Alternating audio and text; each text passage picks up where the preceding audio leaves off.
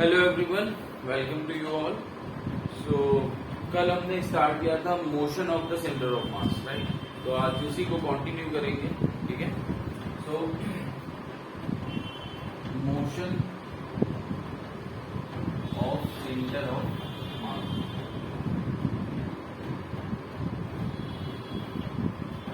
Suppose हमारे ये एक सिस्टम है, ठीक है। मैंने ये सिस्टम बाउंड्री बना दी और ये हमारा सपोज ये इसमें पार्टिकल 1 पार्टिकल 2, ठीक है। मास इनका है m1 m2 ऐसे करके सपोज n पार्टिकल का हमारा सिस्टम है, ठीक है। उसके लिए हमने देखा था कि इसके सेंटर ऑफ मास की वेलोसिटी क्या होगी। सपोज यहाँ पे सेंटर ऑफ मास होगा c, तो सेंटर ऑफ मास की वेलोसिटी, हाँ, सेंटर ऑफ मास की पोजीशन, वेलोसिटी और एक्सेलरेशन हम देख चुके हैं क्या होगा, ठीक है।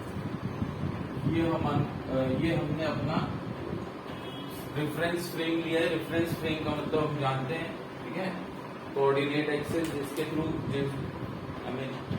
अगर सपोज हम सिस्टम को अर्थ पे खड़े होकर देख रहे हैं तो ये जो हमने कोऑर्डिनेट लिया है ये हमारा बेसिकली एक तरह से क्या रिप्रेजेंट करता है, रेफरेंस फ्रेम। तो अर्थ के रेफरेंस फ्रेम की बात कर रहे हैं फिलहाल, एक्स वाई कोऑर्डिनेट उसके लिए हमने लिया है सपोज, ठीक है। अब समझिए, अगर हर पार्टिकल की अपनी कुछ वेलोसिटी है, v1 v2, ऐसे करके ये nth पार्टिकल की जो है ये vn वेलोसिटी है, ठीक है। ये किसी भी डायरेक्शन में है, ठीक है। हमें अभी फिलहाल डायरेक्शन से कोई मतलब नहीं, क्योंकि हम वेक्टर फॉर्म में इक्वेशन देख रहे हैं, ठीक है। तो देखिए मोमेंटम ऑफ द सिस्टम क्या होगा, momentum of the system, momentum हम देख चुके हैं लास्ट चैप्टर में कि मोमेंटम होता क्या है। मोमेंटम होता है p that is p is equal to mv, ये हम देख चुके हैं। और ये वेक्टर क्वांटिटी होता है, ठीक है। मोमेंटम ऑफ अ पार्टिकल क्या होता है, mass into velocity of the particle, ठीक है। और ये वेक्टर क्वांटिटी होता है। तो अब अगर मुझे इस सिस्टम के मोमेंटम की बात करनी है तो इस सिस्टम का मोमेंटम क्या होगा, पूरे सिस्टम का। तो पूरे सिस्टम का मोमेंटम मैं लिखूंगा p सिस्टम, ठीक है। ये एक वेक्टर क्वांटिटी होता है, ठीक है, ठीक है। सिस्टम में क्या है, सिस्टम में देयर आर n पार्टिकल है। तो हर एक पार्टिकल के मोमेंटम का वेक्टर सम, क्योंकि ये वेक्टर है तो वेक्टर सम जो होगा, वेक्टर एडिशन, हर एक पार्टिकल के मोमेंटम का वेक्टर एडिशन वो सिस्टम का वेक्टर, और वो सिस्टम का आपका मोमेंटम हो जाएगा।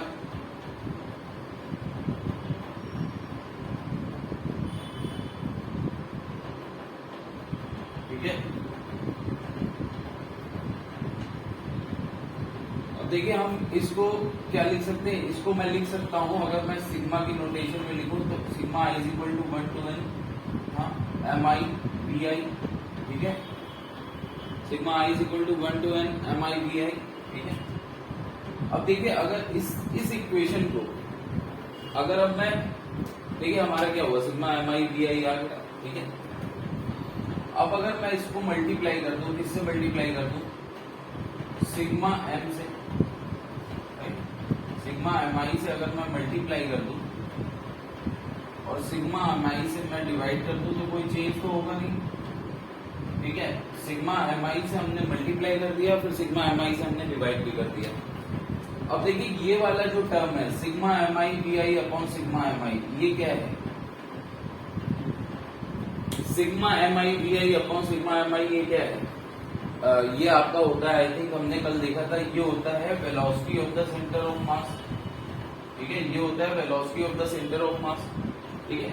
तो हमारे पास जो अपना एक्सप्रेशन आ गया पी सिस्टम का, वो मैं लिख सकता हूँ v centre of mass into sigma mi, ठीक है।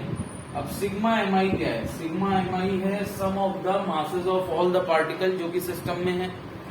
तो ये बेसिकली मैं कह सकता हूँ सिस्टम का टोटल मास हो जाएगा, ठीक है। तो मैं इसको लिख सकता हूँ m सिस्टम, ठीक है। तो बेसिकली अगर मैं देखूं तो p सिस्टम हमारा क्या आ गया, p सिस्टम हमारा आ गया m सिस्टम, ठीक है, जो भी सिस्टम है, अब देखिए सिस्टम अभी हमने डिस्क्रीट लेके चल रहे हैं, मतलब डिस्क्रीट सिस्टम का मतलब पार्टिकल्स अलग अलग हैं, ठीक है।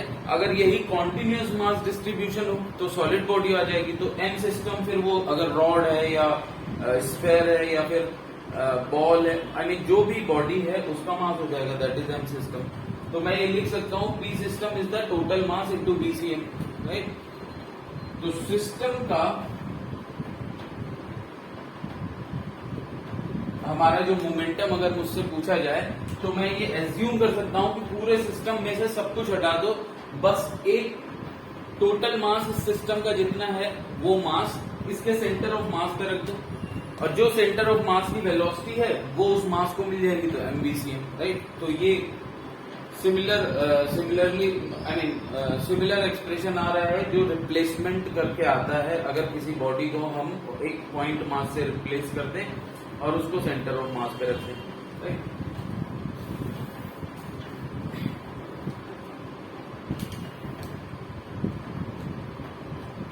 अब देखिए अगर सपोज ये बॉडी, इसमें हर पार्टिकल पे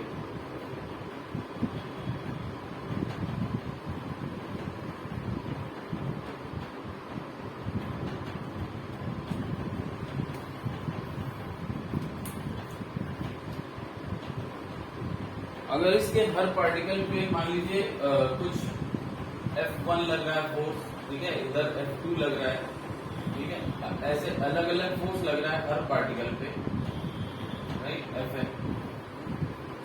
और ये सारा एक्सटर्नल फोर्स है सिस्टम के बाहर, मतलब ये जो फोर्स है इसका ये कहां से, इसका ओरिजिन कहां है, इसका ओरिजिन है इंटरनल फोर्स नहीं है, ये एक्सटर्नल कोई बाहरी एजेंट लगा रहा है, ठीक है, ये इन पार्टिकल्स पे फोर्स, ठीक है। तो देखिए नेट एक्सटर्नल फोर्स क्या होगा, तो देखिए मैं क्या कर रहा हूं, मैं इफ F1 F2 ठीक है Fn are acting on each particle, right, on corresponding particle, मतलब फर्स्ट पार्टिकल पे F1, nth पार्टिकल पे Fn, तो ऑन करेस्पॉन्डिंग पार्टिकल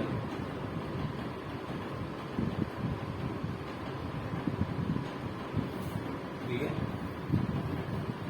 तो देखिए आप ये जानते हैं कि अगर मैं यहां पर सबके लिए क्या करूं, अगर मैं यहां पर सबके लिए न्यूटन्स लॉ अप्लाई करूं, क्योंकि यहां पर हर एक पार्टिकल, हर एक जो M1 M2 M3 ये किसका मास है, ये पार्टिकल का मास है। तो मैं डायरेक्टली हर एक पार्टिकल के लिए इंडिविजुअली हर एक पार्टिकल के लिए सेकेंड लॉ लगा सकता हूं, ठीक है।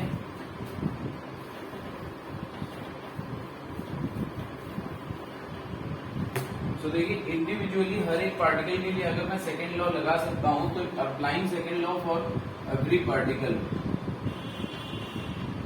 Applying second law for each particle, her particle के लिए अगर मैं सेकेंड लॉ अप्लाई करूं तो देखिए क्या हो जाएगा, F1 आपका क्या हो जाएगा, F1 हो जाएगा M1 A1, ठीक है, F2 क्या हो जाएगा, F2 हो जाएगा M2 A2, ठीक है, ऐसे करके Fn क्या हो जाएगा, Fn हो जाएगा Mn An,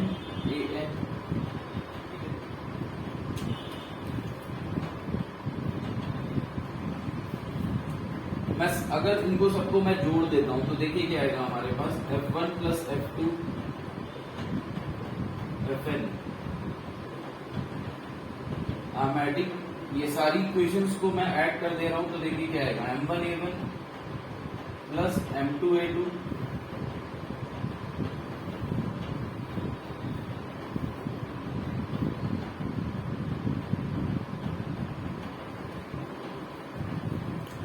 अब देखिए ये vector addition of all the forces, सारे फोर्सेस जो इस सिस्टम पे लग रहे हैं एक तरह से उनका वेक्टर एडिशन है। तो मैं इसको लिख सकता हूं, ये क्या है, सिग्मा नेट एक्सटर्नल फोर्स है ऑन द सिस्टम, तो सिग्मा एफ एक्सटर्नल हो गया। नेट एक्सटर्नल फोर्स सिस्टम पे जो लग रहा है वही तो है ये। देखिए सारे पार्टिकल्स पे अलग अलग फोर्स लग रहा है, ठीक है, लेकिन अगर मैंने सारे पार्टिकल्स को एक सिस्टम मान लिया है तो इस सिस्टम पे जो हमारा नेट फोर्स आएगा, नेट एक्सटर्नल फोर्स, वो क्या होगा, इन सारे फोर्सेस का वेक्टर एडिशन, ठीक है। तो वो देखिए इसके बराबर आ रहा है। अब देखिए राइट हैंड साइड अगर मैं फिर से यही करूं, m1 प्लस m2 प्लस इस सिग्मा m एक तरह से इस क्वांटिटी से मैं क्या कर रहा हूं, डिवाइड कर रहा हूं, तो इस क्वांटिटी से मल्टीप्लाई भी कर दे रहा हूं, तो एक्सप्रेशन में कोई चेंज नहीं आएगा, एक्सप्रेशन में कोई चेंज नहीं आएगा। डिवाइड कर दिया सेम क्वांटिटी से, सेम क्वांटिटी से मल्टीप्लाई कर दिया। अब देखिए ये वाला जो एक्सप्रेशन बनता है आपका, ये एक्सप्रेशन आपका क्या है, कल हमने पढ़ा था sigma mi ai upon sigma mi, ये क्या हो जाएगा, acm, सेंटर ऑफ मास का, सेंटर ऑफ मास का एक्सेलरेशन हो गया, ठीक है। और ये क्या है, ये एक तरह से टोटल मास है सिस्टम का, तो मैं लिख सकता हूं m सिस्टम। तो ये हमारे पास क्या आ गया, नेट एक्सटर्नल फोर्स हमारा आ जाएगा m system into a system, ठीक है। सो नेट एक्सटर्नल फोर्स हमारे पास क्या आ गया, m system into a system, या sorry a centre of mass system, ठीक है। तो देखिए मैंने बताया था कि जब पार्टिकल जनरल मोशन कर रहा है, और अगर मैंने बताया था कि अगर हमारी बॉडी एक्सटेंडेड बॉडी है, ठीक है, या फिर कई सारे पार्टिकल हैं किसी हमारे सिस्टम में, तो उस बॉडी को हम एक पार्टिकल की तरह ट्रीट नहीं कर सकते हैं। लेकिन अभी भी एक पॉइंट होता है जिसपे हम Newton's laws of motion directly लगा सकते हैं, वो मैंने बोला था सेंटर ऑफ मास होता है, ठीक है। तो देखिए बस सेंटर ऑफ मास पे हमको क्या करना है, टोटल सिस्टम का मास जो है वो कॉन्सेंट्रेटेड मानना है, और हम फिर इस तरीके से लिख सकते हैं नेट एक्सटर्नल फोर्स जो होगा हमारा m system into a system हो जाएगा, राइट।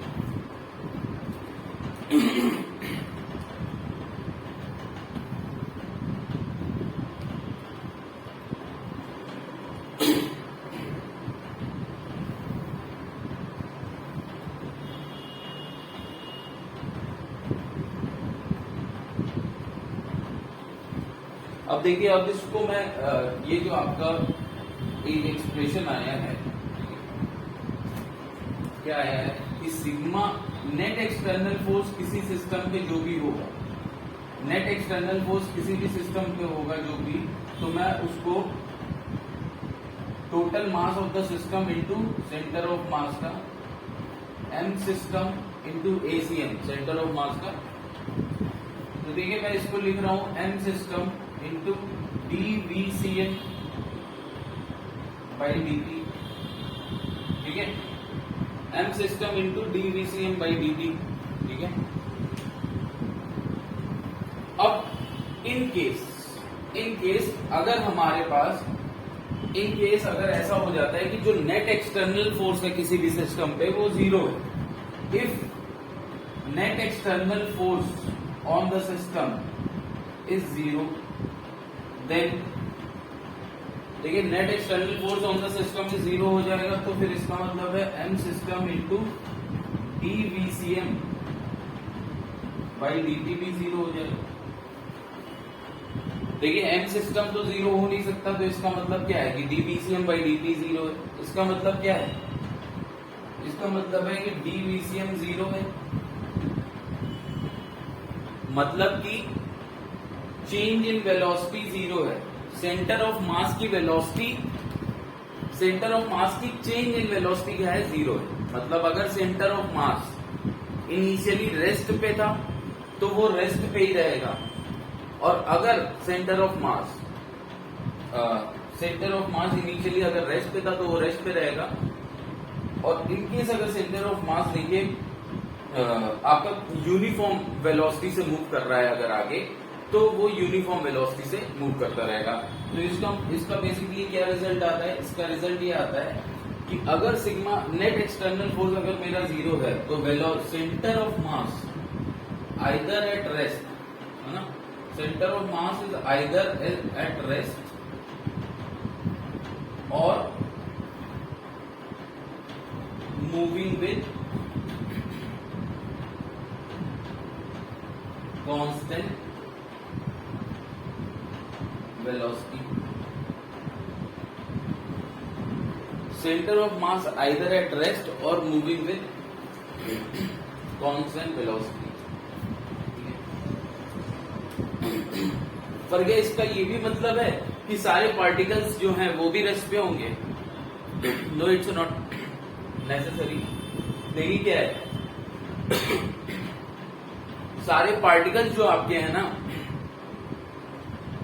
वो मूव कर सकते हैं, लेकिन सेंटर ऑफ मास रेस्ट पे रहे, ऐसा भी हो सकता है। ठीक है, अगर आपका नेट एक्सटर्नल फोर्स 0 है तो जरूरी नहीं है कि सारे पार्टिकल्स का मोशन भी नहीं हो रहा है। सारे पार्टिकल्स मूव कर रहे होंगे, हो सकता है मूव कर रहे हो, लेकिन सेंटर ऑफ मास उस केस में बस अपनी पोजीशन पे रहेगा। अगर इनिशियली रेस्ट पे था तो रेस्ट पे रहेगा, मतलब अपनी पोजीशन पे रहेगा, और अगर रेस्ट पे नहीं था, कांस्टेंट वेलोसिटी से मूव कर रहा था, तो अभी भी कांस्टेंट वेलोसिटी से मूव करता रहेगा। ठीक है, अब ऐसा देखिए कब होगा ऐसा, थोड़ा सा इसको एक दो एग्जाम्पल के थ्रू देखते हैं।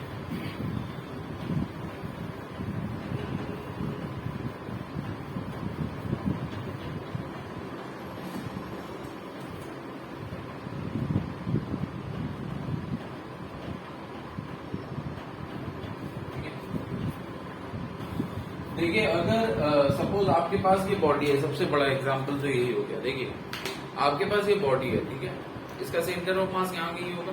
अब सपोज मैं इसके दोनों एंड पे इक्वल एंड अपोजिट फोर्स लगा रहा हूँ। ठीक है, इसके दोनों एंड पे इक्वल एंड अपोजिट फोर्स लगा रहा हूँ, तो देखिए बाकी सारे पार्टिकल्स तो मूव कर रहे हैं, लेकिन सेंटर ऑफ मास नहीं मूव कर रहा है। क्यों?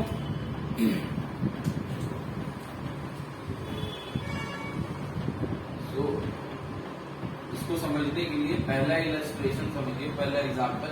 Equal force acting on two ends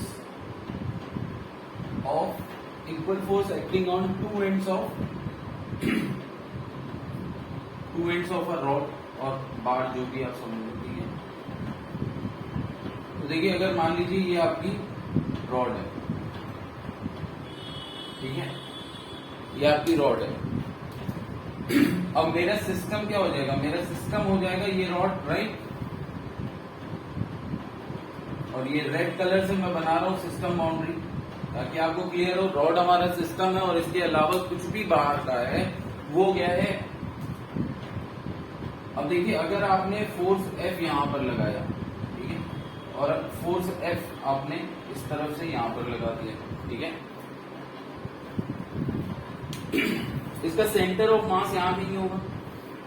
ठीक है, तो हमारी एनालिसिस के हिसाब से नेट एक्सटर्नल फोर्स क्या है? नेट एक्सटर्नल फोर्स हमारा क्या है? अगर आप इस साइड पॉजिटिव लेंगे तो इस साइड नेगेटिव लेंगे, अपोजिट साइड। ठीक है, तो नेट एक्सटर्नल फोर्स हमारा क्या हो जाएगा? इस सिस्टम पे हम देख रहे हैं, सिस्टम पे नेट एक्सटर्नल फोर्स क्या हो जाएगा? सिस्टम का, ठीक है, किसी एक पार्टिकल का नहीं, सिस्टम का नेट एक्सटर्नल फोर्स क्या हो जाएगा? F माइनस F, तो 0 हो जाएगा। F माइनस F 0 हो रहा है। ठीक है, लेकिन क्या इस केस में क्या सारे पार्टिकल्स रेस्ट पे होते हैं? नहीं, सारे पार्टिकल्स रेस्ट पे नहीं होंगे, बल्कि ये देखिए एक तरीके का क्या, अगर इसकी लेंथ, सपोज ये रॉड की लेंथ आपकी L है, तो ये एक तरीके का क्या आपको प्रोवाइड कर रहा है? कपल, मूवमेंट ऑफ कपल, जिसकी वैल्यू क्या हो जाएगी? यहां पर आपको मूवमेंट ऑफ कपल मिलेगा, मूवमेंट ऑफ कपल, जिसकी वैल्यू हो जाएगी F इंटू L हो जाएगी। और इस मूवमेंट की वजह से ये क्या होगा? ये रॉड रोटेट करेगी। अब रोटेट करेगी कहां? तो about its centre of mass. तो सेंटर ऑफ मास यहीं पे रह जाएगा, बाकी पोर्शन इसका क्या होगा? रोटेट करने लगेगा। तो इस ऐसी कंडीशन को हम लोग क्या बोलते हैं? बेसिकली ये देखिए प्योर रोटेशन है। ठीक है, क्योंकि जनरली क्या होगा? या तो ट्रांसलेटरी मोशन होगा, या रोटेशनल मोशन होगा, या फिर क्या होगा? दोनों होगा। ठीक है, तो ये प्योर रोटेशन है। ठीक है, अगर इसमें ट्रांसलेशन भी हो रहा होता तो फिर सेंटर ऑफ मास आगे मूव कर रहा होता, पर यहाँ सेंटर ऑफ मास रेस्ट पे है। ठीक है, तो ये एक केस हो गया। दूसरा केस हम समझते हैं कि दूसरा केस हम समझते हैं।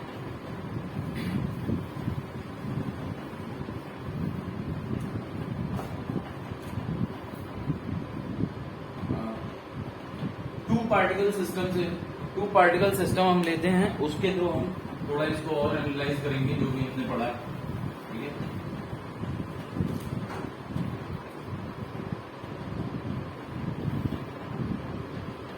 टू पार्टिकल सिस्टम या टू बॉडी सिस्टम भी आप बोल सकते हैं। टू बॉडी सिस्टम या फिर टू पार्टिकल सिस्टम।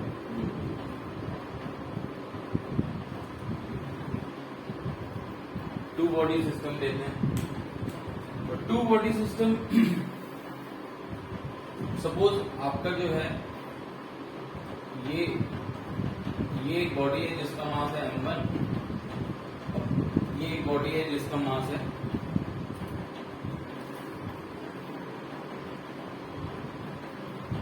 ये बॉडी है जिसका मास है m1, ये है बॉडी जिसका मास है m2।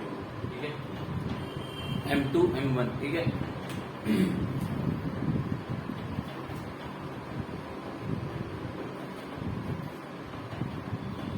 अब मान लीजिए यहां पर आपका सेंटर ऑफ मास है।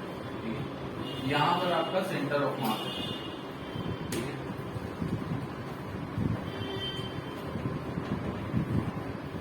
और अब सपोज करिए कि ये दोनों एक दूसरे की तरफ मूव कर रहे हैं। ठीक है, हमने सिस्टम क्या माना है?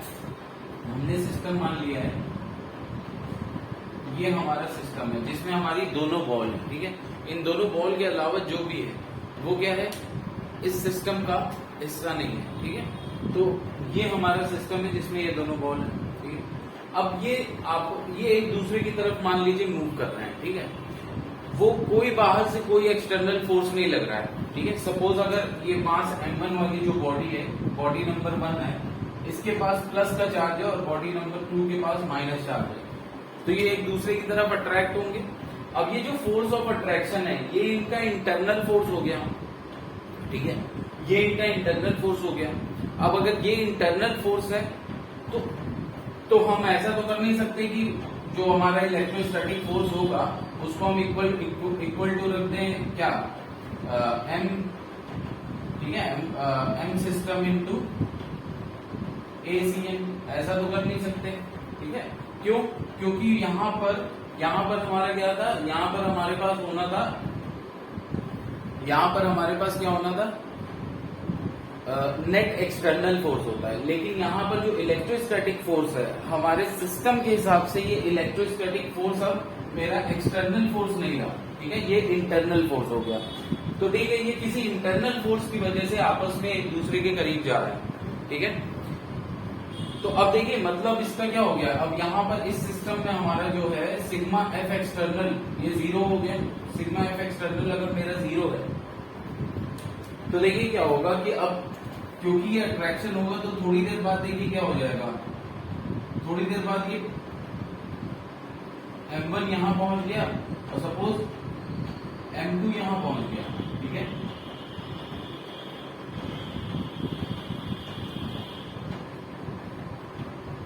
ठीक है, तो देखिए अगर इनिशियल डिस्टेंस इनकी क्या थी? इनिशियल डिस्टेंस ये थी r1, ठीक है, और ये था r2 पे। ठीक है, ये था r1 और ये था r2 पे। अब देखिए अब सेंटर ऑफ मास तो मूव नहीं कर रहा है। क्यों नहीं मूव कर रहा है? क्योंकि नेट एक्सटर्नल फोर्स 0 है, तो सेंटर ऑफ मास मूव करेगा नहीं।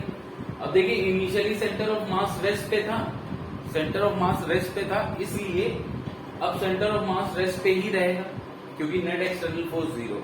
ठीक है, लेकिन नेट एक्सटर्नल फोर्स 0 होता है तो दो केस हो सकते हैं, या तो सेंटर ऑफ मास रेस्ट पे होगा या फिर centre of mass constant velocity से जाएगा। लेकिन इनिशियली अगर सेंटर ऑफ मास रेस्ट पे था तो सेंटर ऑफ मास रेस्ट पे ही रहेगा। अब इलेक्ट्रोस्टैटिक फोर्स की वजह से ये क्या हो रहा है? बॉडी 1 इस तरफ मूव कर रही है, बॉडी 2 इस तरफ वापस एक दूसरे को अट्रैक्ट कर रहा है। ठीक है, अब देखिए क्या होगा। सपोज ये बॉडी 1 आपकी कितना चली जाती है? S1। ठीक है, बॉडी 1 का डिस्प्लेसमेंट कितना हो गया? S1। बॉडी 2 का डिस्प्लेसमेंट कितना हो गया? S2। ठीक है, अब ये देखिए ये कितना बचेगा? ये जो हमारे पास है ये कितना बचेगा, इसका मैग्नीट्यूड एटलीस्ट क्या हो जाएगा, R1 माइनस S1, और इसका मैग्नीट्यूड कितना हो जाएगा, R2 माइनस S2। ठीक है, ये बॉडी 1 का डिस्प्लेसमेंट है, ये बॉडी 2 का डिस्प्लेसमेंट है। ठीक है, अब ये सेंटर ऑफ मास से इनकी दूरी बची R1 माइनस S1 और R2 माइनस S2। ठीक है, ये इसकी, ये जो ब्लैक लाइन है इसकी ये लेंथ होगी। ठीक है, अब देखिए, अब हमने एक चीज देखा था, सेंटर ऑफ मास से जो मास मूवमेंट होता है किसी भी सिस्टम में अगर दो जैसे जितने भी पार्टिकल्स हैं, तो मास मूवमेंट का जो सम ऑफ द मास मूवमेंट होता है वो क्या होता है, 0 होता है। और मास मूवमेंट क्या होता है, sum of the mass movement about the centre of mass. मतलब हमने कल देखा था कि मास मूवमेंट जो होता है, sum of the mass movements about centre of mass. ठीक है, sum of the mass movement about centre of mass, ये हमेशा 0, ऑलवेज 0। ठीक है, तो अगर हम ये वाली इक्वेशन को अप्लाई करें तो देखिए क्या आएगा, M1R1 is equal to M2R2, है ना, इस फिगर में क्या हो जाएगा, M1R1 इज इक्वल टू हो जाएगा, या फिर बेटर आप इस तरीके से लिए M1R1 प्लस M2R2, ये 0 हो जाएगा। ये हमारी हो जाती है इक्वेशन 1। अब हम ये वाली प्रॉपर्टी अब सेकेंड पोजीशन पे लगाएंगे। मतलब सपोज अगर इनिशियली ये लोग time t is equal to 0 पे ये थे, time t is equal to t पे कुछ इस तरीके का इनकी आपस के जो पोजीशन में चेंज हुआ, उसके बाद ये अरेंजमेंट है। तो इस टाइम पे अगर मैं देखूं तो देखिए क्या आ जाएगा, M1R1 माइनस S1, ठीक है, प्लस M2R2 माइनस S2। ये क्या हो जाएगा, 0 के बराबर हो जाएगा। ठीक है, तो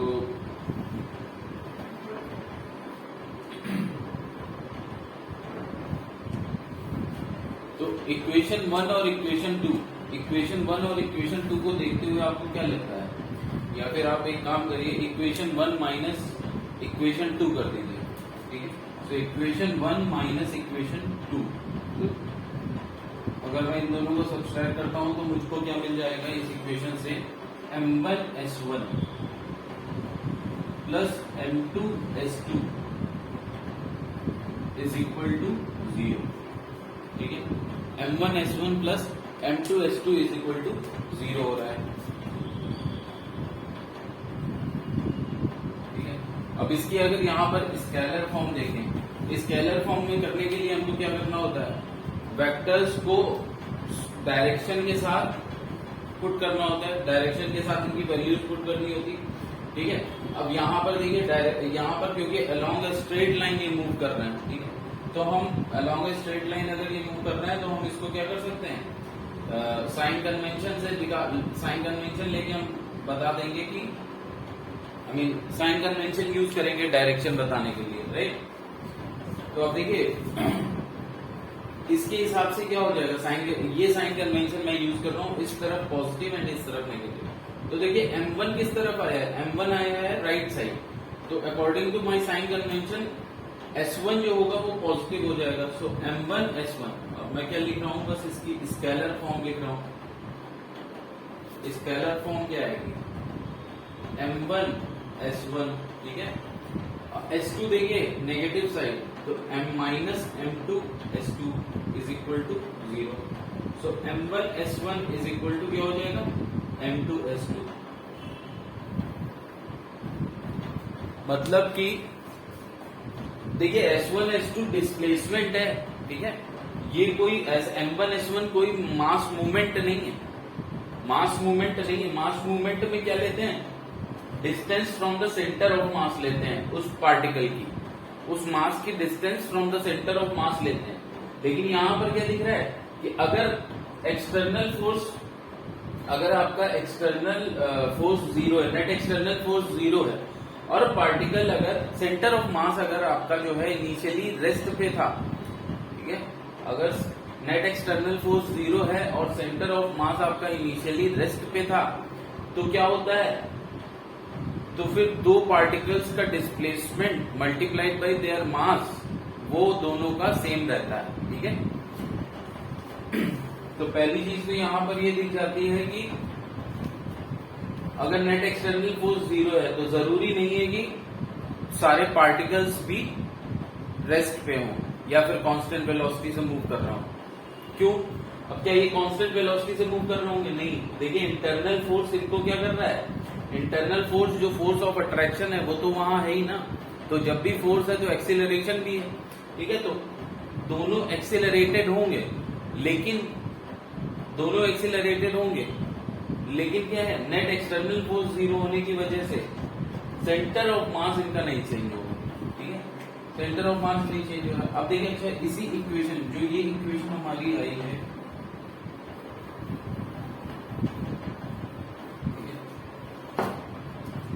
यहां पर हमारा सिग्मा एफ एक्सटर्नल जीरो है, ये हमारे पास इक्वेशन आ जाती है m1s1 प्लस m2s2, ये जीरो होगा कब, जब सेंटर ऑफ मास रेस्ट पे है और नेट एक्सटर्नल फोर्स जीरो है, नेट एक्सटर्नल फोर्स जीरो है और सेंटर ऑफ मास रेस्ट पे है, ये कहना चाहिए।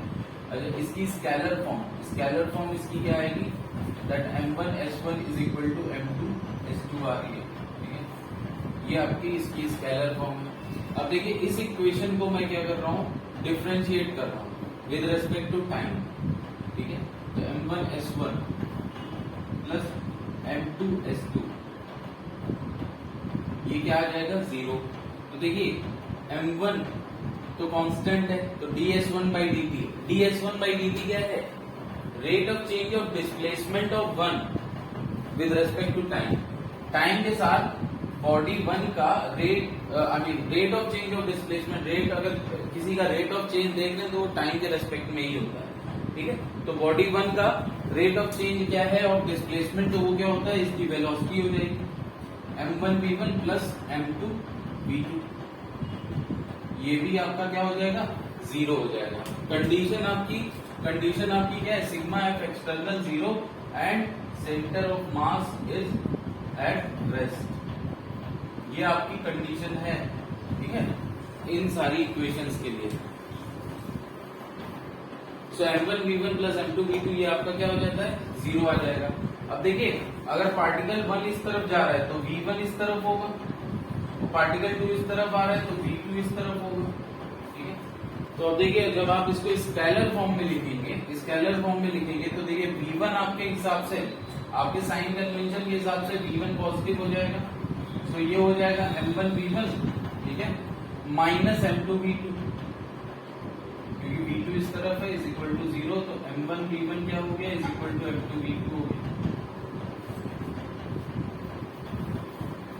फिर आप इसको डिफरेंशिएट कर देंगे तो आई थिंक अब आपको क्लियर हो जाएगा। इसका अगर मैं dy dt कर देता हूं,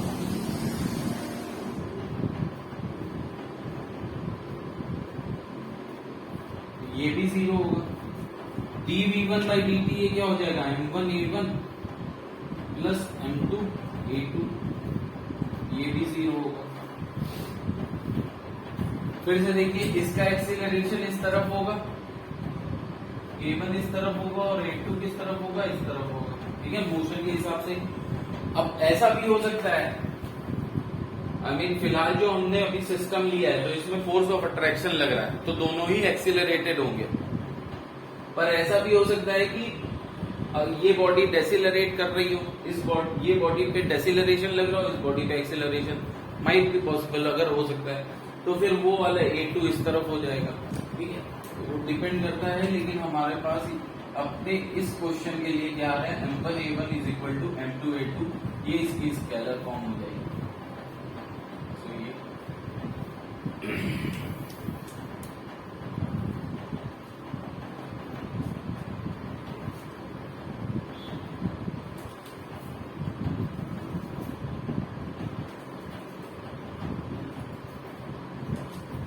इससे बेस्ड अगर मैं एक क्वेश्चन देखूं, क्वेश्चन देखते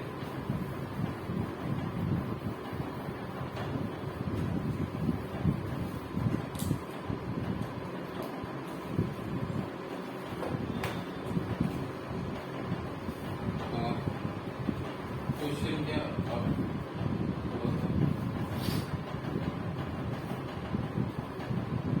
सपोज दिस इज, ये आपका एक फ्लोर है, इस फ्लोर के ऊपर आपका क्या रखा हुआ है, एक प्लैंक रखा है। प्लैंक मतलब कोई भी कुछ भी आप इसको समझ सकते हैं, बॉक्स रखा है, ठीक है, जो भी आप, एक प्लेटफॉर्म टाइप का है कुछ, ठीक है। तो ये है ये इस एंड का नाम भी है, इस प्लेटफॉर्म के दो एंड है, ए एंड बी, ठीक है। अब ये देखिए, ये पर्सन जो है, ये पर्सन इस प्लैंक पे मूव कर रहा है, ठीक है। अच्छा, अब देखिए जनरली क्या होगा, जनरली अगर ऐसा कोई भी अरेंजमेंट है और अगर आप इस बॉक्स के ऊपर इस एंड से मूव करके इस एंड पे जाना चाह रहे हो, तो कभी भी ऐसा आपने एक्सपीरियंस तो किया नहीं होगा कि ये जो ब्लॉक है ये पीछे मूव कर जाए, आप आगे जाओ और ये पीछे मूव कर जाए, ऐसा आपने एक्सपीरियंस तो किया नहीं है। क्यों? क्योंकि उसका एक कारण होता है कि देखिए, जब आप इस ब्लॉक पर जब आप मूव करेंगे, ठीक है, जब आप इस ब्लॉक पर मूव करेंगे तो जनरली क्या होता है, जनरली देखिए, यहां पर भी फ्रिक्शन है और यहां पर भी फ्रिक्शन है, ठीक है, दोनों ही रफ सरफेस है, दोनों ही क्या होती है, रफ सरफेस है। तो अब देखिए क्या हो जाता है कि अगर मैं जब आप इस पे वॉक करोगे तो आपके पैर पे, ठीक है ना, आपके पैर पे जो फ्रिक्शन लगेगा वो आपने देखा था आगे की तरफ लगता है, आपके पैर पे जो फ्रिक्शन लगेगा वो आप पे आगे की तरफ लगेगा, और equal and opposite frictional force आप इस प्लैंक पे लगाओगे। इस प्लैंक की अगर बात करें या ब्लॉक की अगर मैं बात करूं, तो ये ए एंड बी एंड जिसका है, तो इक्वल एंड अपोजिट फोर्स आपका क्या लगेगा, इस तरफ लगेगा, हाँ, ठीक है, इक्वल एंड अपोजिट फोर्स इस तरफ लगेगा। अब देखिए, अगर इस ब्लॉक पे, अब ये मेरा सिस्टम है ना, फ्री बॉडी डायग्राम हम इसका बना रहे हैं, तो इस ब्लॉक पे अगर सिर्फ ये फोर्स लग रहा होता, फ्रिक्शनल फोर्स सिर्फ ऊपर वाला, तो ये इस तरफ मूव कर जाता, क्योंकि भाई नेट फोर्स इस तरफ है तो नेट एक्सटर्नल एक्सीलरेशन भी इस तरफ होगा, नेट फोर्स इस तरफ है तो एक्सटर्नल एक्सीलरेशन भी आएगा इस तरफ, ठीक है। लेकिन जनरली क्या होता है कि ये वाली सरफेस जो है, नीचे वाली जिसपे ये बॉक्स रखा है, वो भी इसको आगे की तरफ क्या प्रोवाइड कर रही है, फ्रिक्शन, वो भी इसको आगे की तरफ फ्रिक्शन प्रोवाइड कर रही है। और ये क्या होता है, ये जनरली ये फ्रिक्शन इस फ्रिक्शन से बहुत ज्यादा होता है, ठीक है। तो नहीं, we can not say that, ऐसा नहीं होगा, ये इक्वल हो जाता है, क्योंकि ये सेल्फ एडजस्टिंग फ्रिक्शन है, स्टैटिक फ्रिक्शन लग रहा होता है, ठीक है, ये स्टैटिक फ्रिक्शन होता है, तो ये सेल्फ एडजस्टिंग है। तो आपको पता है कि जितना ये फोर्स ऊपर से लग रहा होगा उतना ही ये एडजस्ट कर लेगा अपने आप को, ठीक है, उतना ही इक्वल। तो जनरली क्या हो जाता है, F R is equal to F R dash हो जाता है, और ये बॉडी जो होती है रेस्ट पे हो जाती है। लेकिन अब अपने एग्जाम्पल में हम क्या करने वाले हैं, अपने एग्जाम्पल में हम क्या करेंगे कि ये बॉडी तो रफ है, ये सरफेस तो रफ है, जो सरफेस आपकी बॉक्स और मैन के बीच है ये रफ है, लेकिन ये स्मूथ है, स्मूथ सरफेस है, तो यहाँ पर अब कोई फ्रिक्शन नहीं है। तो अब देखिए, अब जो आपका जो बॉक्स था उसकी अपर सरफेस पे एफ आर लग रहा है, लोअर सरफेस पे कुछ नहीं लग रहा है, तो ऑब्वियसली अब ये क्या होगा, ये पीछे मूव करेगा, जैसे ही आप इस पे वॉक करोगे आगे तो ये पीछे मूव करेगा थोड़ा, ठीक है। अच्छा, सपोज अगर मैं सिस्टम क्या ले लेता हूं, मैं ये पूरा सिस्टम ले लेता हूं,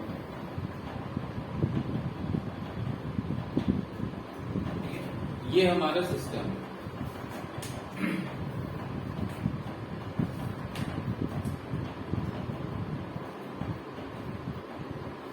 अब यहां पर हमको चाहिए क्या है, मैन का मास और बॉक्स का मास, ठीक है। सो सिंपल है, आप बस ये लेंथ आपको दी गई है क्वेश्चन में L, ठीक है, और ये मैन का मास आपका है M1 आप ले लीजिए, और ब्लॉक का मास आप ले लीजिए M2, ठीक है। ब्लॉक का मास आप क्या ले लीजिए M2, मैन का मास आप ले लीजिए m1, ठीक है। अब देखिए अब क्या होगा, अब एक पोजीशन आएगी जिसमें क्या होगा, अच्छा ये आपका सेंटर ऑफ मास है सपोज, अब ये मिडिल पॉइंट पे नहीं होगा क्योंकि ये हमारे सिस्टम का सेंटर ऑफ मास है। अब ये देखिए जो सेंटर ऑफ मास है ये इसके मिडिल पॉइंट पे थोड़े रह जाएगा क्योंकि इस तरफ मैन भी खड़ा है, ठीक है। तो सेंटर ऑफ मास कुछ इस तरफ होगा। अब देखिए अब ये जो भी मोशन हो रहा है, ये मैन आगे जा रहा है और ये ब्लॉक पीछे जा रहा है, जो भी मोशन हो रहा है किस वजह से हो रहा है, इस फ्रिक्शन फोर्स की वजह से जो यहाँ पर लग रहा है। लेकिन हमने सिस्टम क्या मान लिया अपना, मैन एंड ब्लॉक दोनों को एक साथ इंक्लूड कर लिया है सिस्टम में। तो अब देखिए अब क्या होगा, ये वाला जो फ्रिक्शनल फोर्स है ये इंटरनल फोर्स हो गया, तो एक्सटर्नल फोर्स अब अभी भी जीरो है, सिग्मा एफ एक्सटर्नल क्या हो गया, जीरो हो गया। अब सिग्मा एफ एक्सटर्नल तो जीरो हो गया, लेकिन अब क्या इसका मतलब क्या है कि अब या तो सेंटर ऑफ मास रेस्ट पे होगा या centre of mass constant velocity से मूव करेगा। लेकिन centre of mass initially rest पे ही था तो अभी भी रेस्ट पे रहेगा, ठीक है। तो सपोज ये आपका जो सेंटर ऑफ मास है वो आपका अभी भी रेस्ट पे रहेगा, ये आपका, लेकिन इसका मिडिल पॉइंट है, प्लैंक का मिडिल पॉइंट ये है और सेंटर ऑफ मास सपोज आपका कुछ इस तरह, सेंटर ऑफ मास आपका कुछ ये रेड वाला है और ये प्लैंक का मिडिल पॉइंट है, ठीक है। तो अब देखिए अब जब ये ब्लॉक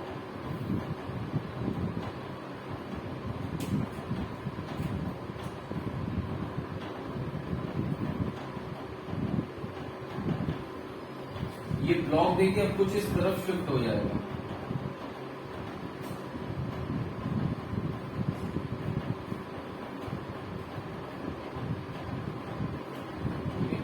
ये ब्लॉक कुछ पीछे आ जाएगा उस फ्रिक्शन की वजह से, ठीक है। अच्छा और ये मैन देखिए, ये मैन अल्टीमेटली इस पोजीशन पे पहुंच जाएगा। आपसे यही पूछा था कि अगर मैन ए से बी तक जा रहा है तो ये ब्लॉक कितना शिफ्ट हो जाएगा, अगर ये मैन ए से बी तक जा रहा है तो ये ब्लॉक कितना इधर शिफ्ट हो जाएगा, ठीक है। ये आपसे क्वेश्चन था, ठीक है।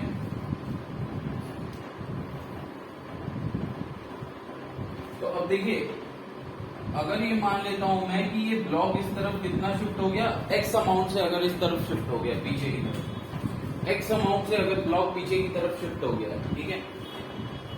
तो देखिए मैन कितना मोशन किया है, तो वैसे तो मैन पूरा एल लेंथ चला है, लेकिन ये एल लेंथ आपकी क्या है विद रेस्पेक्ट टू प्लैंक चला है। लेकिन अर्थ पे खड़ा होके जो बंदा देख रहा होगा, है ना, जो पर्सन अर्थ पे खड़ा होके देख रहा होगा उसके लिए मैन कितना चला है, यहाँ इस पोजीशन से इस पोजीशन तक आया है, ठीक है। क्योंकि इसके हिसाब से प्लैंक कितना पीछे चला गया है, एक्स अमाउंट, ठीक है। फिर से देखिए ये जो है ये है displacement of the man, S man, ठीक है। ये डिस्प्लेसमेंट ऑफ द मैन है और ये डिस्प्लेसमेंट ऑफ द प्लैंक है या फिर ब्लॉक है, जो भी आप इसको कह रहे हैं, ये है एस ब्लॉक।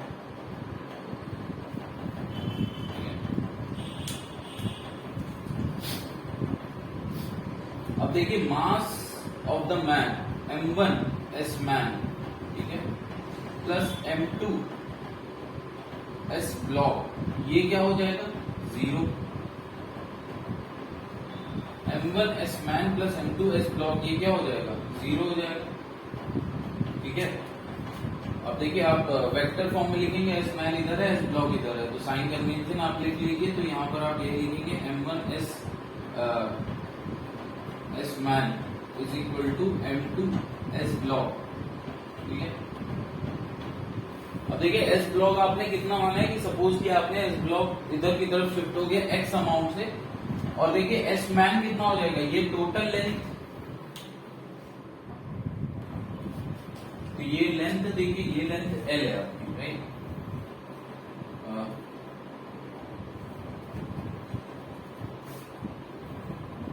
ये जो डिस्प्लेसमेंट ऑफ द मैन हुआ वो कितना हो गया, एल माइनस एक्स, ठीक है। तो m1 l minus x is equal to m2 x, ठीक है। अब x की वैल्यू आपको बतानी है, तो देखिए x की वैल्यू क्या आएगी,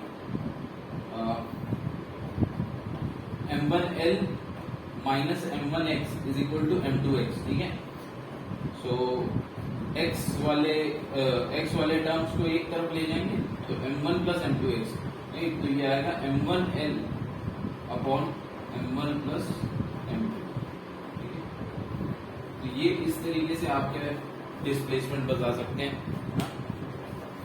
ना टाइम ना वेलोसिटी, कुछ नहीं पता था इसमें, ठीक है। सिर्फ एक चीज आपको मालूम थी, इसका मास मालूम था और लेंथ पता थी, ठीक है। बाकी आपने बिना किसी वेलोसिटी टाइम के आपने डिस्प्लेसमेंट आपको अगर पूछा जा रहा है तो मतलब कोई ना कोई उसमें कॉन्सेप्ट ऐसा लग रहा है, राइट। तो देखिए अब इस पोजीशन पे भी क्या होगा, सेंटर ऑफ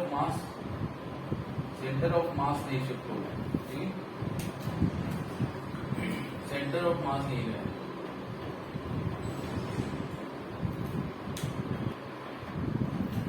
देखिए हमारी एनालिसिस थोड़ी सिंपल हो जाती है अगर हमारा सेंटर ऑफ मास क्या है, अगर हमारा सेंटर ऑफ मास रेस्ट पे है, ठीक है। तो अब हम एक ऐसा फ्रेम देखना चाह रहे हैं, फ्रेम ऑफ रेफरेंस, ठीक है, जो हमारा निर्देश तंत्र होता है। अब हम एक ऐसा फ्रेम ऑफ रेफरेंस देखना चाह रहे हैं जिसमें सेंटर ऑफ मास हमेशा रेस्ट पे रहे, ठीक है। तो सेंटर ऑफ मास अगर हमेशा रेस्ट पे रहना है, ऐसा आप कोई फ्रेम ऑफ रेफरेंस चाह रहे हैं, तो क्या है, देखिए जब भी हम किसी के फ्रेम ऑफ रेफरेंस में जाते हैं तो वो बॉडी रेस्ट पे आ जाती है। तो अब हम क्या करेंगे, अब हम सेंटर ऑफ मास पे ही बैठ के पूरे मोशन को एनालाइज करेंगे। अब अगर हम सेंटर ऑफ मास पे ही बैठ के पूरे मोशन को एनालाइज करेंगे तो सेंटर ऑफ मास हमारे लिए क्या होगा, हमेशा रेस्ट पे हो जाएगा, राइट।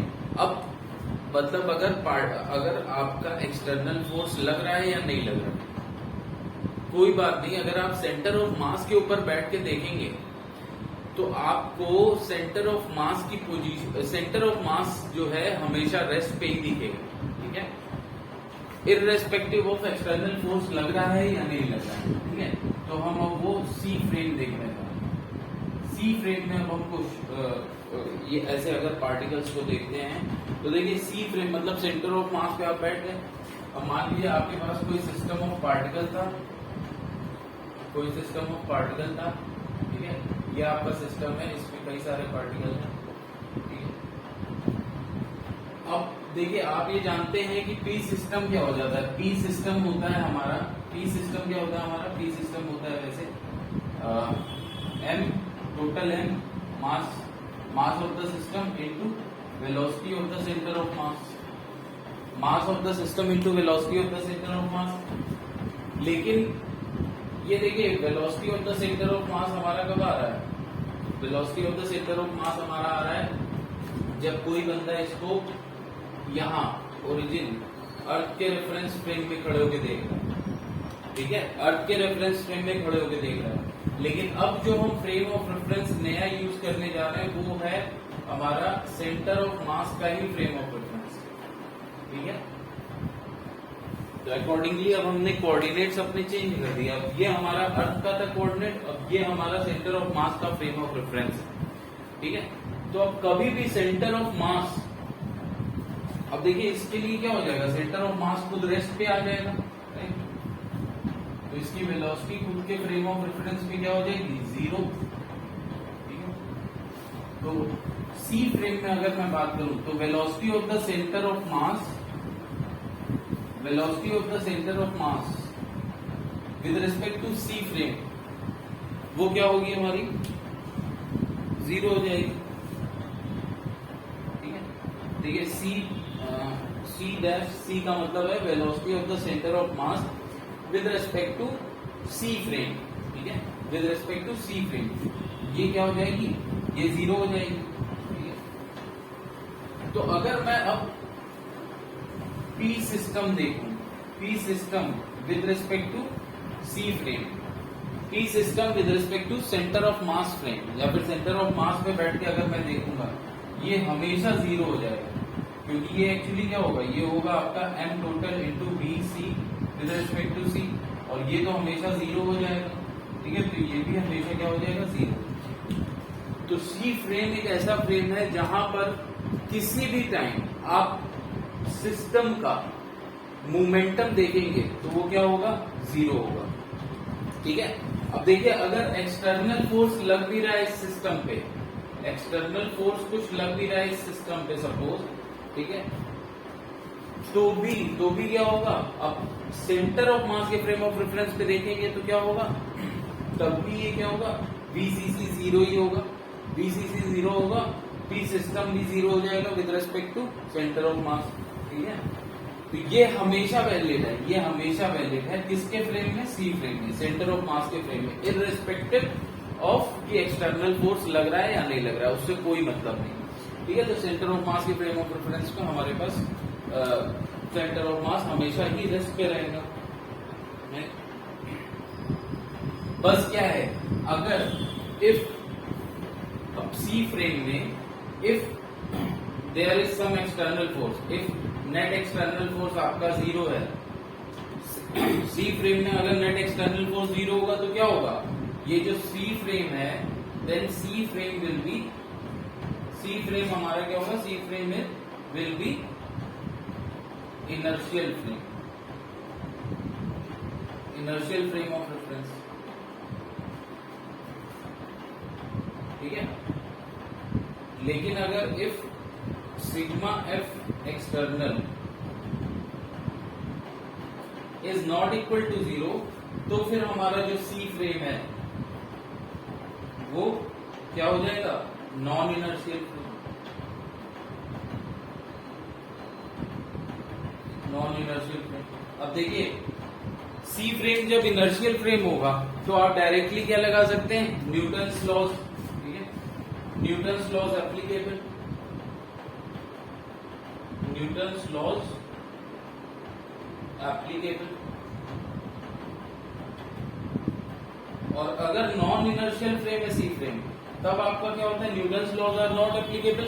लेकिन फिर इस केस में हम क्या करते हैं, इस केस में हम इंट्रोड्यूस करते हैं स्यूडो फोर्स। ठीक है, इस केस में हम इंट्रोड्यूस क्या करते हैं, स्यूडो फोर्स। ठीक है, स्यूडो फोर्स इंट्रोड्यूस करते हैं। ठीक है, फिर उसके अकॉर्डिंग हम क्या करते हैं, एनालिसिस करते हैं अपनी आगे। तो अब C फ्रेम में थोड़ा सा हम क्या करेंगे, हम अपना सिस्टम का काइनेटिक एनर्जी निकालेंगे, राइट। सिस्टम का काइनेटिक एनर्जी देखेंगे और हर एक पार्टिकल का, सपोज अभी हम 2 पार्टिकल सिस्टम पे काम करने जा रहे हैं, और फिर उसके C फ्रेम में जाके हम क्या क्या देखेंगे, इंडिविजुअल पार्टिकल का जो आपका ये आएगा मोमेंटम क्या होगा, और पूरे सिस्टम की काइनेटिक एनर्जी क्या होगी C फ्रेम में, और फिर एक्चुअली अर्थ के फ्रेम में हम काइनेटिक एनर्जी कैसे निकालेंगे, तो वो हम इसमें 2 पार्टिकल सिस्टम के लिए करने जा रहे हैं।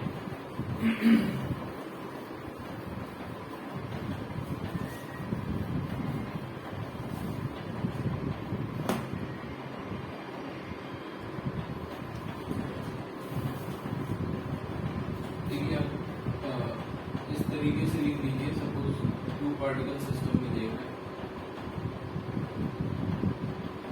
2 पार्टिकल सिस्टम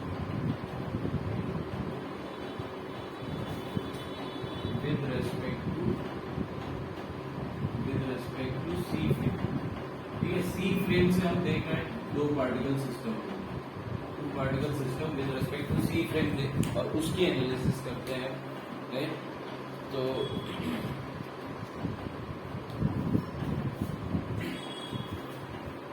सपोज ये कोई अपना जो अर्थ के फ्रेम ऑफ रेफरेंस में अगर मैं देखता हूँ, ये हमारा जो एक्स वाई है और ओरिजिन को अर्थ के फ्रेम ऑफ रेफरेंस में, ठीक है, तो ये हमारा कुछ भी 2 पार्टिकल्स हैं। ठीक है, ये हमारे सिस्टम में आ गए, इनका मास है m1 m2, वेलोसिटी है v1, राइट, v2 कुछ भी।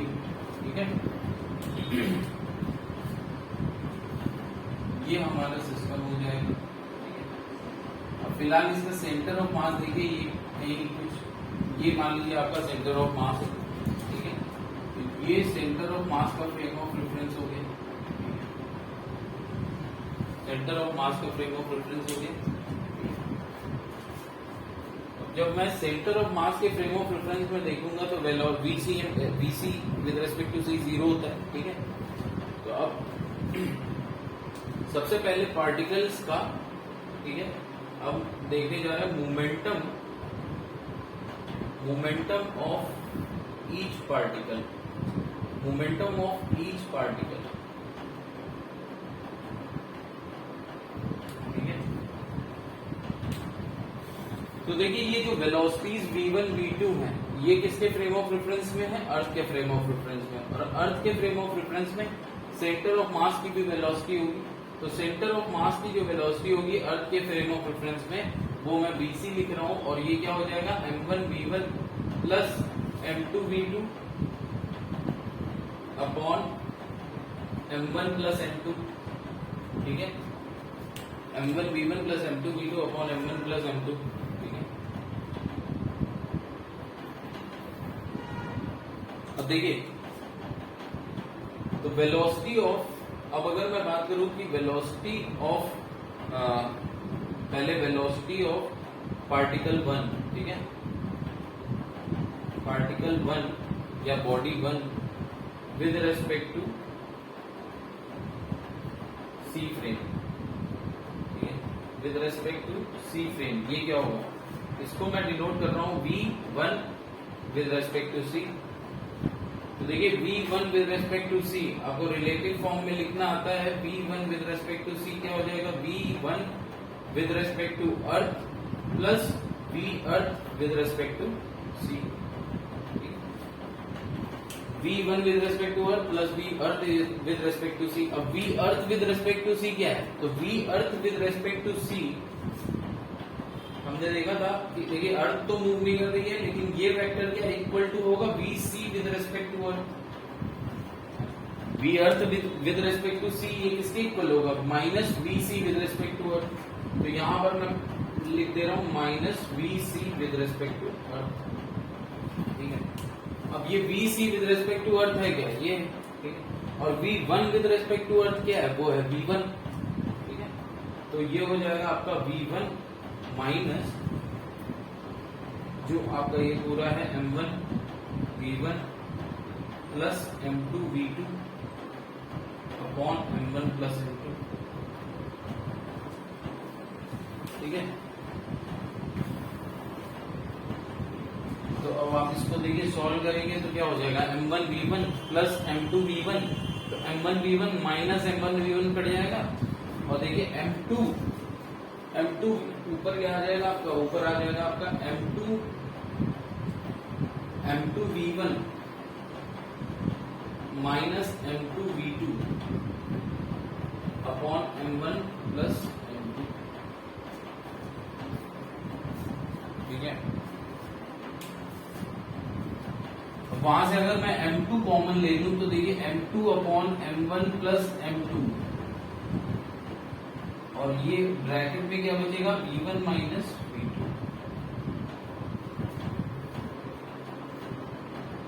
ब्रैकेट में आपका आ जाएगा v1 minus v2।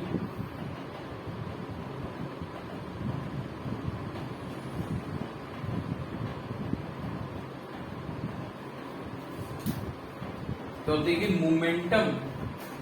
Momentum of the each particle, तो मोमेंटम ऑफ पार्टिकल 1, मोमेंटम ये आपका आ गया, ये v1 with respect to C आ गया, ठीक है।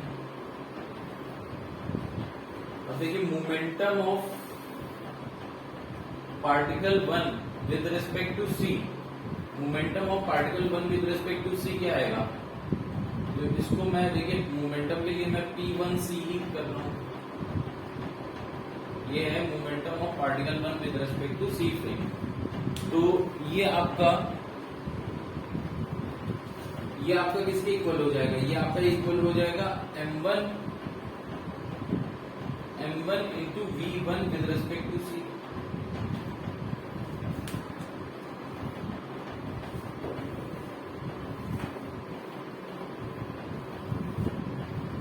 m1 into v1 with respect to C, तो ये p1 with respect to C क्या हो गया? देखिए m1 into v1 with respect to C, तो ये देखिए ये आएगा m1 m2 upon m1 plus m2 into v1 minus v2। ठीक है। सिमिलरली सेम तरीके से अगर आप देखे जाएंगे पार्टिकल 2 का निकालना है तो P2 with respect to C क्या हो जाएगा, तो पहले तो यहाँ पर V2 आएगा, ठीक है। अब जब आप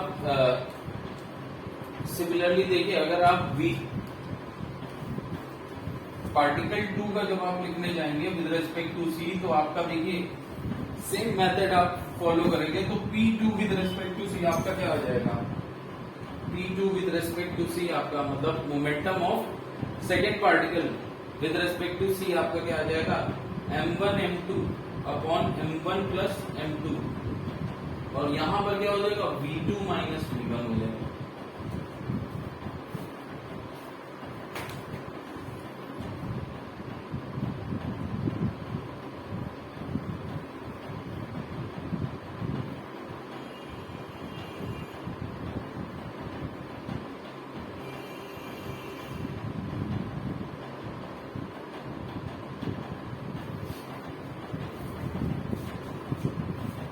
देखिए V1 माइनस V2 क्या हो जाएगा, V1 माइनस V2 को मैं लिख सकता, I mean V2 minus V1 को मैं लिख सकता हूँ minus of V1 minus V2, तो M1 M2 upon M1 plus M2 is equal to V1 minus V2, लेकिन माइनस साइन के साथ आएगा। तो अब देखिए इक्वेशन 1 और इक्वेशन 2 से ये क्लियर हो जाता है, इक्वेशन 1 और इक्वेशन 2 से ये क्लियर होता है कि दोनों पार्टिकल्स का जो आपका जो मोमेंटम आएगा with respect to C frame वो इक्वल एंड अपोजिट होगा। दोनों पार्टिकल का momentum with respect to C frame जो आएगा वो इक्वल एंड अपोजिट होगा, और इसीलिए क्या होता है, इसीलिए सी फ्रेम में net momentum of the system zero ही होगा हमेशा, ठीक है। Net momentum of the system zero होगा। और अगर टू पार्टिकल सिस्टम है तो देखिए आपका जो एक्सप्रेशन निकल के आता है वो भी सिंपल होता है, तो इट्स इजी टू रिमेम्बर, ठीक है। देखिए m1 m2 upon m1 plus m2, ये मास एक्चुअली नोन एज रिड्यूस्ड मास, इसको रिड्यूस्ड मास बोलते हैं, ठीक है। और इसको अगर मैं म्यू से रिप्रेजेंट करूं, ठीक है, now let m1 m2 upon m1 plus m2 is equal to mu, ठीक है, जिसको हम लोग क्या बोलते हैं, रिड्यूस्ड मास बोलते हैं, ठीक है। अच्छा v1 माइनस v2 क्या होगा, v1 माइनस v2 देखिए क्या है, एक तरह से velocity of 1 with respect to 2 है, ठीक है। तो रिलेटिव वेलोसिटी में लिख सकता हूँ v रिलेटिव, ठीक है, relative velocity of 1 with respect to 2, ये लिखिए relative velocity of 1 with respect to 2 v1 minus v2, ठीक है। तो हमारा p1 डैश, ठीक है, p1c p1 momentum of 1 with respect to c, देखिए इजी हो जाएगा to remember, mu into v1 minus v2, p1c क्या हो जाएगा, mu into v1 minus v2 is equal to minus p2c।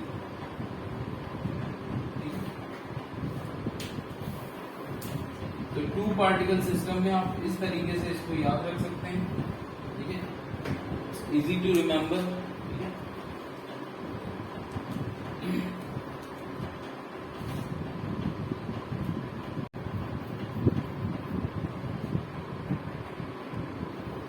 चलिए इस सिस्टम की काइनेटिक एनर्जी देखते हैं, ठीक है, इसके फ्रेम ऑफ रेफरेंस में, सी फ्रेम ऑफ रेफरेंस, ठीक है। ये इक्वेशन याद रखनी है, P1c is equal to minus P2c, ये क्या आया है, mu into V1 minus V2, that is relative velocity of 1 with respect to 2, ठीक है।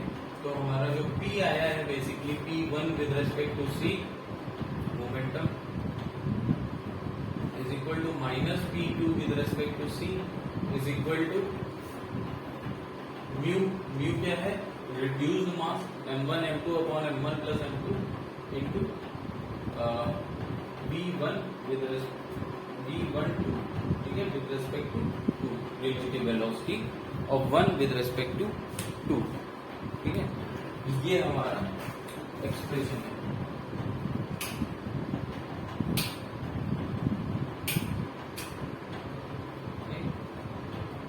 दिस इज आवर एक्सप्रेशन, ठीक है। तो देखिए हमको देखना है kinetic energy of the system, right. Kinetic energy of system, अब ऑब्वियसली किसके रेस्पेक्ट में, सी फ्रेम। तो kinetic energy of the system of two particles, ये देखते हैं। देखिए kinetic energy of the system of two particles ये क्या आएगा। काइनेटिक एनर्जी क्या है, स्केलर क्वांटिटी, ठीक है। तो इसमें डायरेक्शन और ये सब का मतलब ही नहीं। सो काइनेटिक एनर्जी आपकी जो टोटल आएगी के सिस्टम में लिख रहा हूं विद रेस्पेक्ट टू सी, ये होगी K1 with respect to C plus K2 with respect to C, ठीक है। स्केलर फॉर्म में करना है, K1 with respect to C plus K2 with respect to C. अब K1 क्या है, देखिए वर्क एनर्जी चैप्टर में जो कि हम लोग अभी आगे देखेंगे, उसमें हम देखेंगे काइनेटिक एनर्जी और मोमेंटम के बीच में रिलेशन होता है कि kinetic energy is equal to P square by 2m, ठीक है।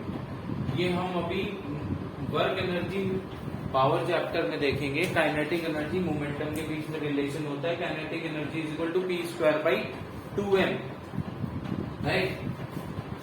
तो अगर मैं सेम यहां पर लगाऊं तो देखिए क्या हो जाएगा, P1C स्क्वायर बाई 2m। और यहाँ पर हमको डायरेक्शन से नहीं मतलब है, ये नेगेटिव है ये पॉजिटिव है डायरेक्शन की वजह से, हमको सिर्फ वैल्यू से मतलब है, ठीक है। सिर्फ और सिर्फ इसकी मैग्नीट्यूड से मतलब है, P1 और P2 के। तो देखिए ये P2C स्क्वायर बाई 2m हो जाएगा, ये m1 होगा ये m2 होगा, मास। लेकिन देखिए यहां पर मास यहां पर मास आपका देखिए पार्टिकल 1 का क्या हो जाएगा, m1 P1C square upon 2m1 plus P2C square upon 2m2, right. तो अब देखिए यहां से अगर मुझे देखिए क्या है, मैग्नीट्यूड तो दोनों का सेम है ना, P1C square is equal to P2C square हो जाएगा, ठीक है। तो मैग्नीट्यूड तो दोनों का सेम है, because P1C square is equal to P2C square, right. Therefore K system जो है विद रिस्पेक्ट टू C वो आपका क्या आएगा, P1C स्क्वायर मैंने कॉमन ले लिया, ठीक है, बाई 2, P1C स्क्वायर बाई 2 मैंने कॉमन ले लिया, और आपका जो अंदर बचेगा वो क्या हो जाएगा, 1 by m1 plus 1 by m2, ठीक है।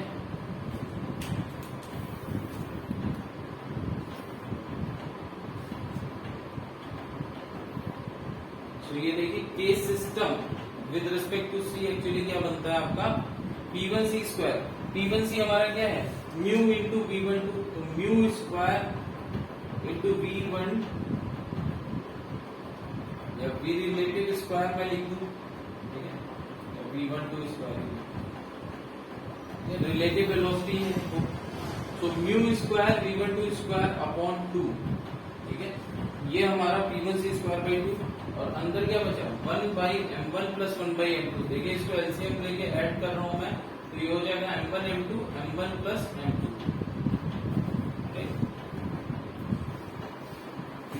अब ये देखिए ये क्या है, ये एक्चुअली m1 m2, म्यू की वैल्यू क्या है, म्यू है हमारा क्या, m1 m2 upon m1 plus m2। तो ये जो भी ब्रैकेट में है वो 1 बाई म्यू हो जाएगा, राइट। तो हमारा के सिस्टम विद रिस्पेक्ट टू सी आएगा mu square V12 square upon 2 bracket में 1 अपॉन म्यू। अब ये देखिए ये एक म्यू अब ये बढ़ जाएगा, ठीक है। तो बेसिकली हमारी जो K system with respect to C frame आया, ठीक है, के system with respect to C frame आया, वो क्या आ गया, देखिए वैसे काइनेटिक एनर्जी क्या होती है, काइनेटिक एनर्जी होती है हाफ mv स्क्वायर।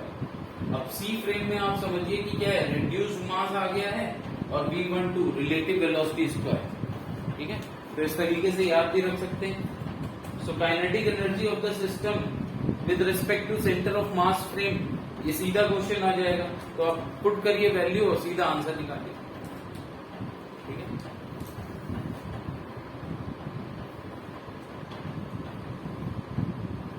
अब देखिए एक रिलेशन देख लेते हैं।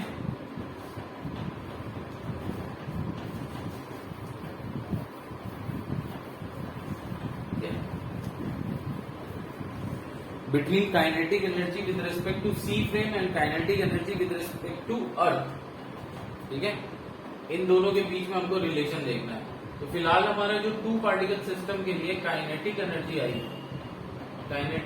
आई सिस्टम के फ्रेम ऑफ सिस्टम की C के फ्रेम ऑफ रेफरेंस में वो क्या आया है, म्यू, ठीक है, mu V1 with respect to 2 square upon 2, ठीक है, और P1 with respect to C क्या आया है, is equal to minus P2 with respect to C momentum, right, and that is mu into V1 with respect to, ठीक है। अब थोड़ा सा ये जो हम रिलेशन देखने जा रहे हैं, रिलेशन ये हमारे टू पार्टिकल सिस्टम के लिए ही नहीं आ रहा है, ये हमारे कितने भी पार्टिकल हो सकते हैं, n पार्टिकल्स के लिए हम एक जनरल रिलेशन देखने जा रहे हैं, ठीक है, और उस रिलेशन को हम टू पार्टिकल में फिर जो भी हमारा रिजल्ट आएगा यहाँ पर वो हम टू पार्टिकल सिस्टम के लिए अप्लाई करके फिर देखेंगे final answer to particle system में क्या होता है, ठीक है। तो पहले एक जनरल रिलेशन देख लेते हैं इसके बीच, relation between kinetic energy with respect to earth, kinetic energy with respect to earth and kinetic energy with respect to C frame, इसके बीच में हम कोई n पार्टिकल सिस्टम का रिलेशन देखने जा रहे हैं, ठीक है।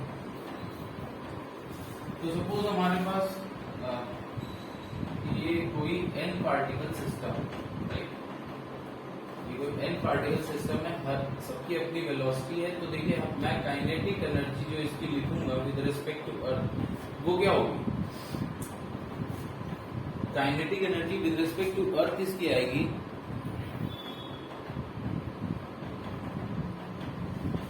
Kinetic energy with respect to earth आएगी half m1 v1 square plus m2 v2 square, right, mn vn square, ठीक है।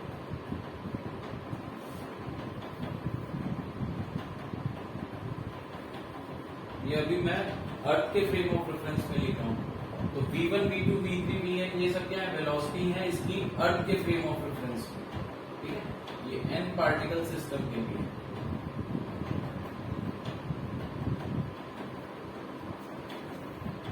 ये n पार्टिकल सिस्टम के लिए, ठीक है। देखिए इसको मैं लिख सकता हूं क्या, सिग्मा mi vi स्क्वायर, ठीक है, sigma mi vi square is equal to 1 to 1, ठीक है। ये हमारा आ जाता है kinetic energy with respect to earth.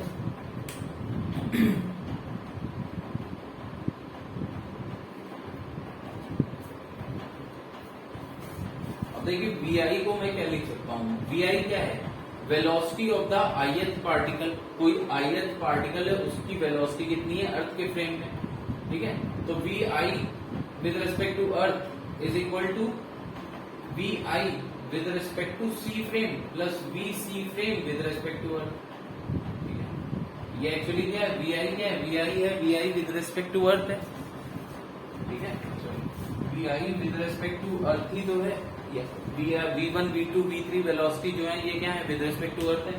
तो बेसिकली VI को मैं क्या लिख सकता हूँ, VI को मैं लिख सकता हूँ VI with respect to C frame plus VC frame with respect to earth, ठीक है। ये वैल्यू मैं इसके अंदर अगर पुट करता हूँ इसमें, तो देखिए KE क्या आ जाएगा, KE मतलब kinetic energy with respect to earth, kinetic energy of the system with respect to earth, ठीक है। ये होगा आपका हाफ सिग्मा, ठीक है, mi vi with respect to C plus BC, ठीक है। BC with respect to earth actually क्या है, BC, ठीक है। तो BI with respect to C plus BC square. देखिए अंदर मैं वेक्टर फॉर्म में क्यों लिख रहा हूं, वेक्टर फॉर्म में इसलिए लिख रहा हूं कि वो डिपेंड करेगा कि BC और BIC की डायरेक्शन अगर एक दूसरे के अपोजिट है, ठीक है, तो फिर अकॉर्डिंगली वो साइन के साथ आपको पुट करना होगा। इसलिए अंदर की वैल्यू को जो है आप किसमें लिखकर रहने देंगे, वेक्टर फॉर्म में, ठीक है, क्योंकि वो ऐड भी हो सकता है और सब्सट्रैक्ट भी हो सकता है डायरेक्शन के अकॉर्डिंग, ठीक है। तो यहां पर आप देखिए आपका क्या आएगा, हाफ कॉमन ले लीजिए, अंदर देखिए इसको ओपन कर देंगे, ठीक है।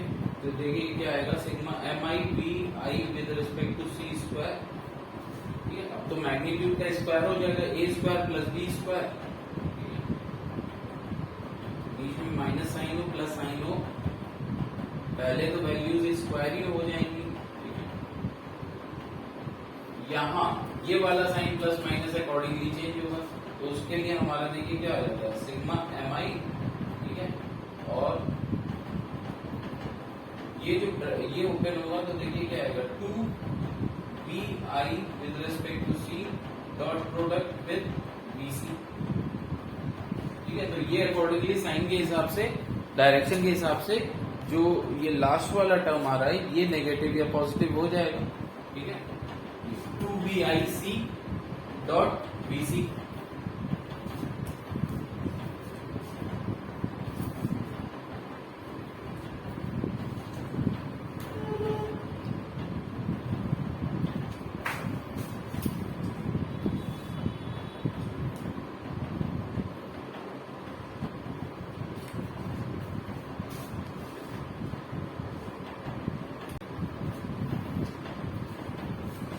देखिए लेकिन BC क्या है, BC तो कांस्टेंट है, velocity of the centre of mass with respect to earth, ठीक है, ये तो कांस्टेंट है, तो ये मैं बाहर ले लेता हूं, देखिए ये क्या हो जाएगा, हाफ, यहां पर आपका बना रहेगा sigma MI BI with respect to C square plus BC square into sigma MI, ठीक है, क्योंकि BC तो I पे डिपेंड नहीं कर रहा है, BC तो सेंटर ऑफ मास की वेलोसिटी,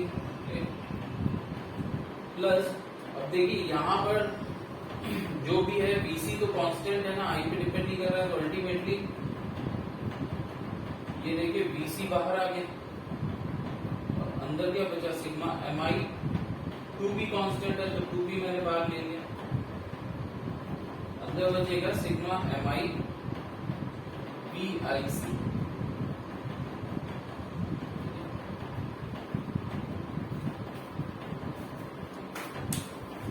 देखिए लास्ट वाला टर्म सिग्मा MI BIC ये क्या है, सिग्मा MI BIC ये क्या है, मतलब अगर इसको आप ओपन करेंगे तो आपका क्या आएगा, sigma MI BI with respect to C, ये क्या आएगा, M1 V1 with respect to C plus M2 V2 with respect to C plus MN VN with respect to C upon M not upon, ये open करेंगे तो आप यही रहेगा, right. अब देखिए ये है क्या, ये है आपका P system with respect to centre of, P system with respect to centre of mass frame, C frame, और ये हमेशा क्या होता है, जीरो, तो एंड वाला टर्म जो है वो क्या हो जाएगा, जीरो हो जाएगा, राइट। एंड वाला टर्म ये क्या हो गया, ये आपका हो गया zero,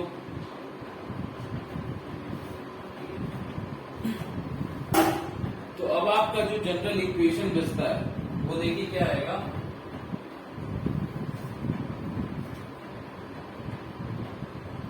case kinetic energy of the system with respect to earth, kinetic energy of the system with respect to earth, ये क्या हो गया, half MI BIC square, half sigma MI BIC square plus BC square into mi square, ठीक है। अब जरा इसको open करिए, ये ब्रैकेट जब ओपन करेंगे तो देखिए ये क्या आएगा, half sigma mi vic square और half sigma mi vc square. ये टर्म क्या है, देखिए ये टर्म क्या है, ये है हाफ। अगर इसको मैं ओपन करूं तो ये क्या बनेगा, half m1 v1 with respect to c square plus m2 v2 with respect to c square plus mn vn with respect to c square, ठीक है। तो ये क्या हो गया, ये हो गया kinetic energy of the system with respect to c frame, वही हो गया ये, ठीक है। तो मैं इसको लिख सकता हूं, ये क्या हो जाएगा, ये बेसिकली जो kinetic energy of the system with respect to C frame, ठीक है। और ये देखिए ये क्या है, half sigma mi vc square. Sigma mi क्या है, mass of the system into vc square. तो ये मैं लिख सकता हूं kinetic energy of the centre of mass, kinetic energy of the centre of mass, ठीक है। तो क्या रिलेशन आ जाता है, रिलेशन आता है कि के system with respect to earth, ये आपका किसके बराबर आ जाता है, के system with respect to earth आपका आ जाता है के system with respect to centre of mass plus centre of mass of the kinetic energy of the centre of mass itself, ठीक है। तो ये एक सिंपल रिलेशन है जो कि हमने प्रूव कर दिया कि अगर सिस्टम का पूरा काइनेटिक एनर्जी सिस्टम का विद रिस्पेक्ट टू अर्थ के फ्रेम में बताना है तो kinetic energy of the system with respect to C frame plus kinetic energy of the centre of mass itself, ठीक है। तो अगर अब सेम रिलेशन हम यहां पर अप्लाई करें अपना टू पार्टिकल सिस्टम में, तो देखिए kinetic energy of this two particle system, kinetic energy इस particle system, two particle system जो हमने अभी देखा उसकी विद रेस्पेक्ट टू अर्थ, अब क्या लिखेंगे आप, क्या लिखेंगे, kinetic energy of the system with respect to C frame plus kinetic energy of the centre of mass. तो kinetic energy of the system with respect to C frame क्या आ गया, म्यू v12 स्क्वायर बाई 2। और ये इसके लिए आप क्या यूज कर सकते हैं, या तो आप ये भी यूज कर सकते हैं pc स्क्वायर बाई 2 और ये m सिस्टम होगा, ठीक है। या फिर आप बेटर है आप यहाँ पर ये लिखिए half m system into vc square, ये kinetic energy of the centre of mass हो जाएगी, ठीक है। तो यहाँ पर एक चीज क्या नोट करना है, यहाँ एक चीज ये नोट करनी है कि आप काइनेटिक एनर्जी, देखिए मोमेंटम जो होगा सिस्टम का वो तो आप लिख देते हैं क्या, वो आप लिख देते हैं total mass into VCM। Momentum जो होता है सिस्टम का वो आप लिख देते हैं total mass into VCM। Net external force जो होगा वो भी आप लिख सकते हैं m टोटल, मतलब सिस्टम का मास इनटू ACM, ये तो आप लिख सकते हैं।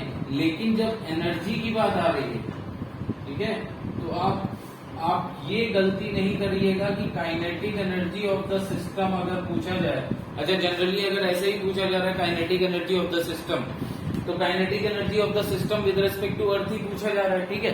तो अब आप यहाँ पर ये गलती मत करिएगा कि kinetic energy of the system आप क्या करते हैं, half total mass of the system, ठीक है। अगर इस मेथड को फॉलो करेंगे ये क्या होता है, सिस्टम का मास, तो पता चला आपने यहाँ पर क्या गलती कर दी, half m system into VC square.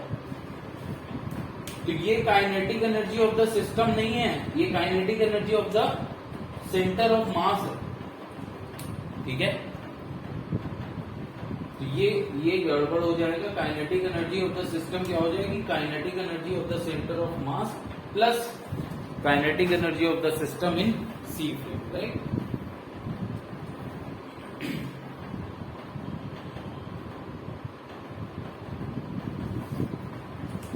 So that's it for today. Collision next class में ही हो पाएगा. So thank you very much.